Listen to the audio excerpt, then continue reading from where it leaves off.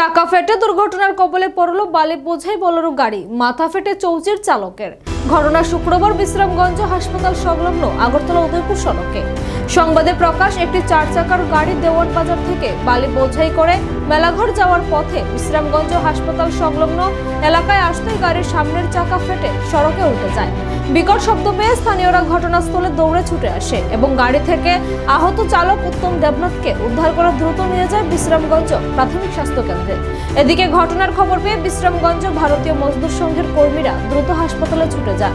আহত চালককে মেলাঘর হাসপাতালে রেফার করা হয়। আহত চালকের বাবার নাম অমর চাঁদ দেবনাথ, বাড়ি বড়জলা এলাকায়। তবে অল্পতে রক্ষা পেয়েছে পথচারীরা।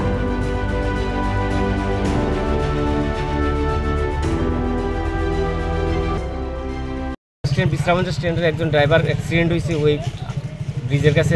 আমরা শুনে সেটা আমরা আইলাম, তা আনার পরে দেখলাম কি মাথা ব্যান্ডেজ করার পরে এরপর দেওয়া মেলাঘর সিটি স্ক্যানের লেগে রেফার করা হয়েছে। আমরা এটা কি স্ট্যান্ড থেকে লোক? হ্যাঁ, আমরা স্ট্যান্ডে বিশ্রামগঞ্জ স্ট্যান্ডে মানে ভালো করে দুঃখ পাইছেন না? কি মাথাতে একটু দুঃখ পাইছে, কোথায় কিছু সিটি স্ক্যান করলে।